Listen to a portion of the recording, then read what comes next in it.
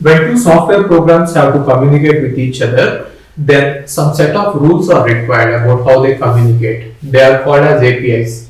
See, in simple way, if you have to understand an API, you can think of it as a function call. Let us say there is a software and you want it to do something, then you call the function in it. Then that function call is also an API, right? So whatever way you use to communicate with the software, that is called as API. Okay. So an API means application programming interface. It is an interface between two programs, okay, two applications. So application programming interface is a set of commands. Sometimes you can have commands or functions or protocols. Protocols means rules and objects that programmers can use to create software or interact with an external software. So basically, when you have two softwares, when you want them to interact with each other, there have to be a way. That way is nothing but API, okay, application programming interface. In simple way, you can think of it as function calls, okay. Now, when you are doing it, so basically your program is here, and then some external system is here. Now, using API, you can send a request and then you can get a response. So this is a simple way of how communication happens. If it happens in the same system, then you don't need internet. Otherwise, if there are two separate systems, on the internet, then via internet you have to send the request and get the response. Okay. So now let's go to this OpenNotify website. OpenNotify.org. It has given a simple API for us to get the information. So basically what it is there is International Space Station, you know about it, right? So International Space Station is in this space, and now this particular website actually gives us about the location of the International Space Station, what its current location is. So in this OpenNotify website, go to API docs. So any website that provides us with APIs, so even weather data APIs are there, Bitcoin APIs are there, and stock market APIs are there. So any website that provides information for the other program to read the data, they are going to give us an API section. So in the API section, go to ISS current location. Now you can see that there is an endpoint. So this string, the actual string that you are going to use to send a request is called as API endpoint. Now this API endpoint will actually specify what you want. Okay, so they are saying that this is the API endpoint, and once you request using this API endpoint, this is the message format that you are going to get, which is a JSON file. And JSON is a JavaScript object notation, is a very popular method by which data will be transferred on the internet. So basically what it is saying is, if you use this API endpoint, you are going to get the data in a JSON file, and the JSON structure is going to look like this. It is going to have a message, status, and then it is going to have timestamp, ISS position, latitude and longitude. Let's use it in our program. Let's copy that endpoint and let's paste it on the URL once. In our browser, you can also see the data in browser. So in the browser, if I copy paste it, you will see the JSON file. You can see the JSON file here. So we have added a plugin which is called as JSON plugin to our website. So now it will show you the JSON structure in a beautiful way. Instead of directly giving it in a flat manner, our JSON installed, the JSON viewer installed is showing you here. So you can Google out for JSON viewers and you can plug in. So if you click on JSON viewer awesome, you are going to get JSON viewer pro. If you click on this JSON viewer pro, then you are going to get add to the Chrome. So once you add it to the, here we have already added. Once you add it to the Chrome, then you can see any JSON object in the browser in a beautiful way, not like a flat line. For example, here, initially, can you show initially what we got? Close it and open it again. So initially your JSON file is looking like this. and it is very difficult to read from this. But if I click on, if I now use the JSON plugin, it is showing me in a beautiful colored manner what are the keys and values. For example, timestamp is the key and this is the value. Message is the key and the success is the value. And then ISS is the key and the value is a dictionary. And latitude and longitude are given there. Okay. So now let's write a program, Python program. So to get the data from the website using API endpoint, for that we need request module. So read about request module in the documentation. I'm not going through all the methods available in request. You can go through it. It is not preloaded in our Python, so you have to install it. So go to the red bulb and click on install package. It will install. It will just take a few minutes, not few minutes, few seconds. It is installing packages.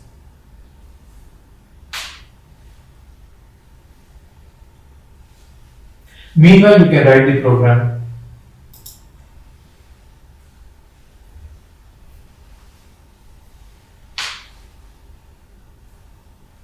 Yeah, successfully installed. Packages installed successfully.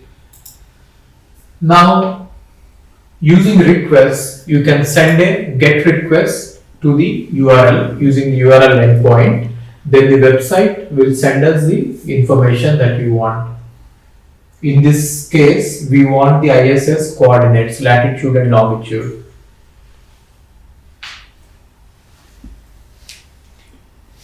So request.get, what is the URL? That URL is nothing but the endpoint. So generally when you are using a string, then that is called as your API endpoint, but people call it as APIs instead of API endpoint. So both are actually now same. API or API endpoints, both are used interchangeably, but actual name is API endpoint. So the thing that we have given here, the string, the URL that we have given here is actually API endpoint. Okay, so we are copying the API endpoint and we are pasting it there. Now whatever response we got, we are saving it in response. Now let's print the response.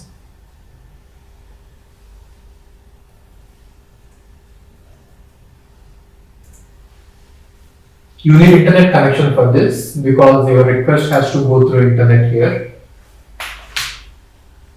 So the response is saying, it is just showing response code 200, which means successful.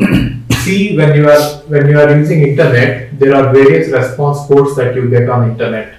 Okay, so what are the response codes? I will show you. Now response code will start with 100 or starts with 1. They mean that you have to hold on. So it means that the data is getting ready, you please wait. That is 100, series starting with 1.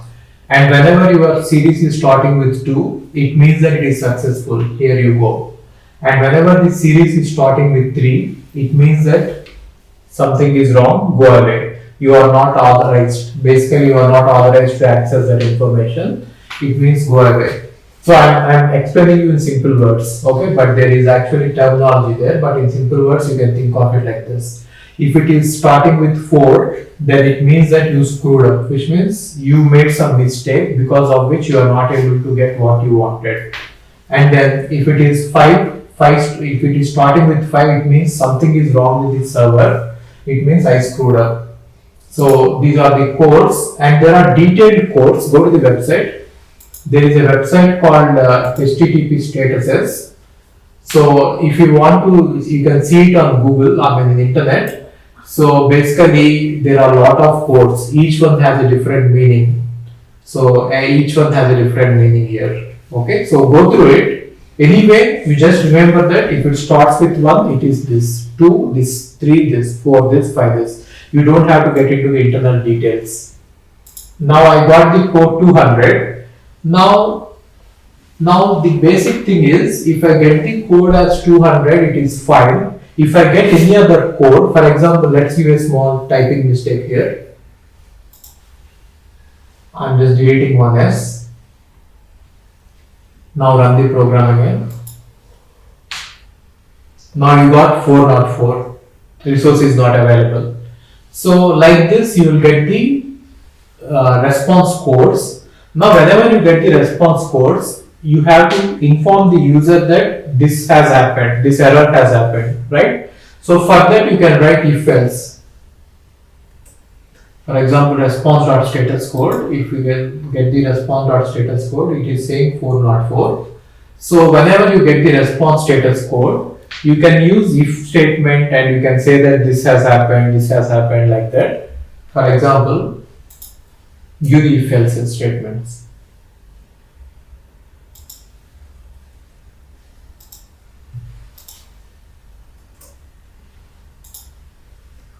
If response code is not equal to 200, then there is some error, but this is too vague. You are not saying exactly what is the response code. If it is not 200, you are saying that there is some error and you are raising an exception.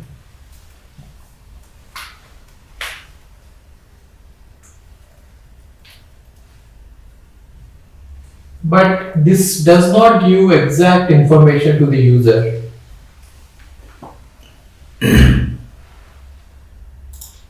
You can write like this, but it is not exactly what. See, it is saying that bad response, but it is not saying what response it is. So for this, in order to give the correct exception, there is a method in request. There is a method in request module. We'll use that.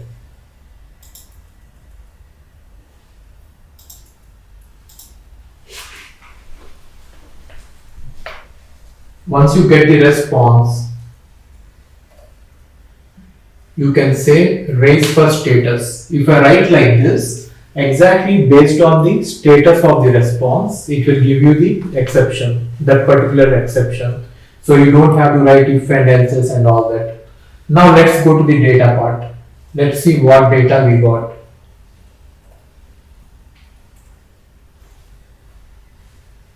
In order to get the data, you have to use JSON, response.json, because we got the data in JSON format. So let's hold it on data and let's try to print data. So are you understanding the flow? We are using requests and we are using this endpoint, API endpoint, and we are using get method. Now this get method has got a response. Now that in that response there is a JSON file. So we are getting the JSON data in that here in the data, and we are showing you the JSON data.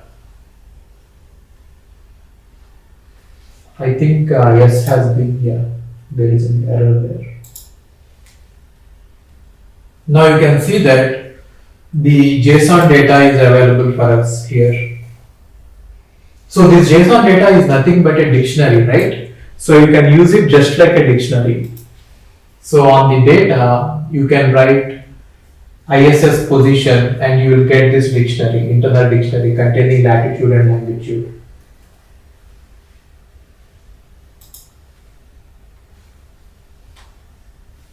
Now you got latitude and longitude, right? So if I say ISS position, I got latitude and longitude. Now if you want to go into longitude, you can type longitude there.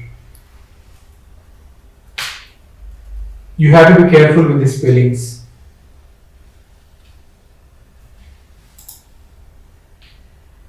Now we got the longitude. Similarly, we can get the latitude also.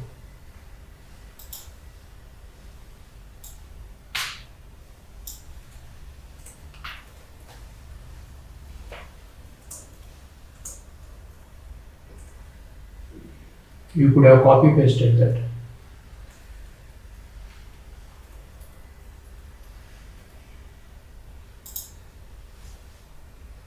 We are getting latitude and longitude.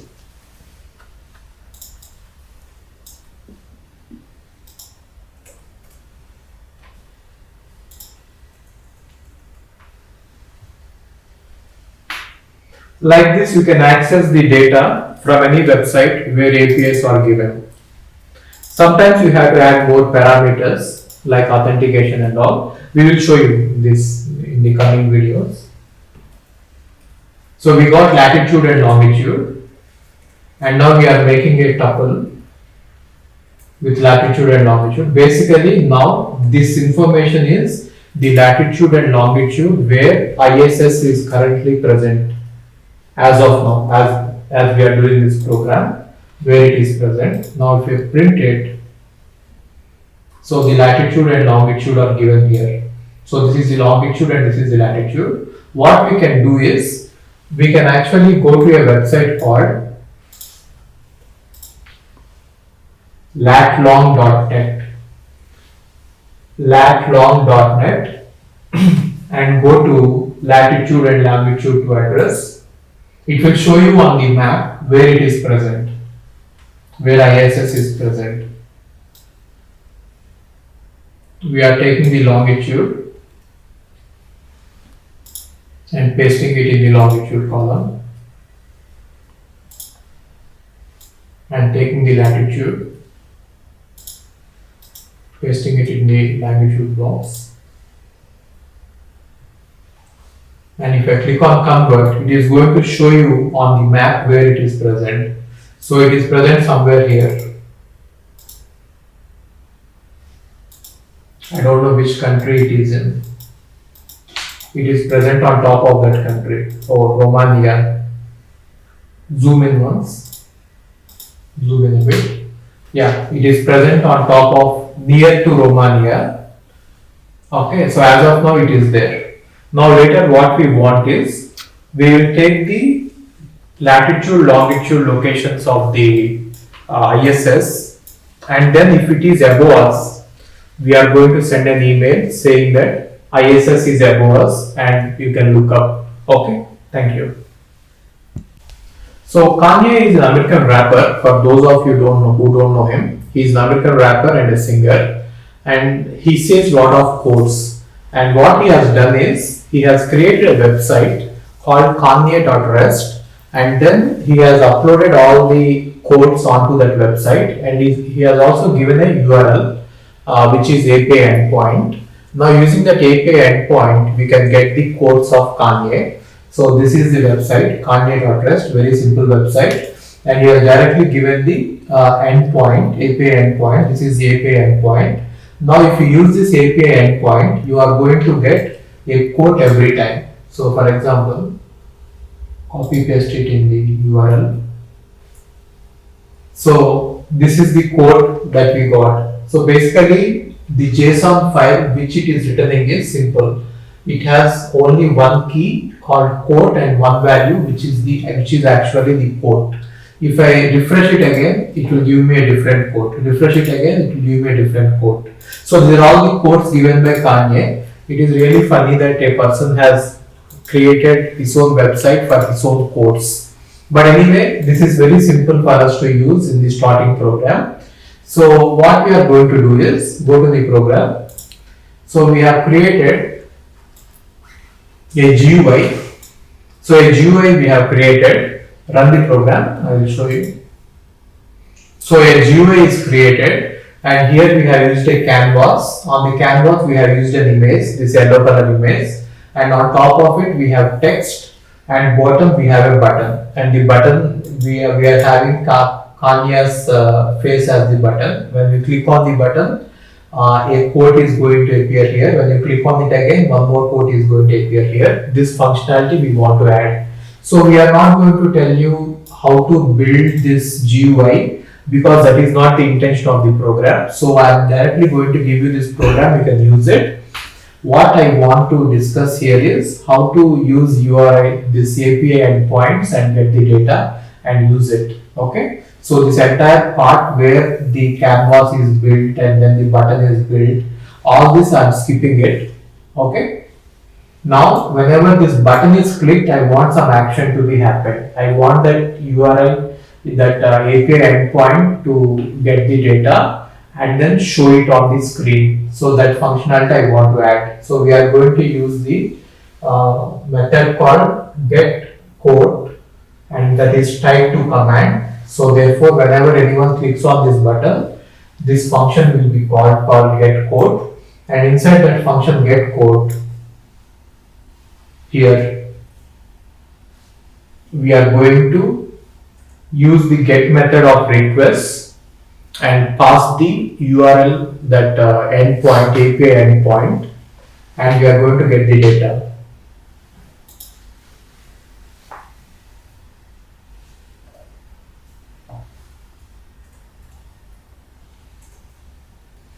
So request.get is used to get the data, and this is the endpoint, that is the API endpoint. We are going to give it in the URL. Now we are going to get the data. Now whatever response we got, we are going to check whether the response is valid or not. So we are going to use the method raise first status. This will check whether the response is valid or not, 200 or not. And then we are going to get the JSON data. And JSON data is simple, one key and one value is there. So we are going to get the quote by using the JSON data, and the key value is quote here.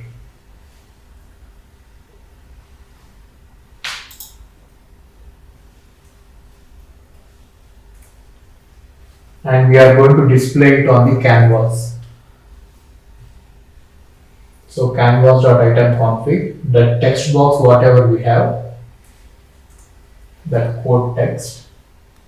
So this part I am not discussing because you know that we have already done that. And text is the quote. So we have changed the quote. Now if I run it, if I click on Kanye, you are supposed to get a quote here. So you are getting it, but there is some delay because it is happening over the internet.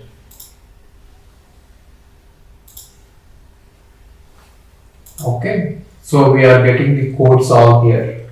So these are not great quotes, so that is why I am not reading out, but it is a simple website, so I implemented it. Now you know how to use the APIs, so let's get to some bigger programs. Okay, thank you.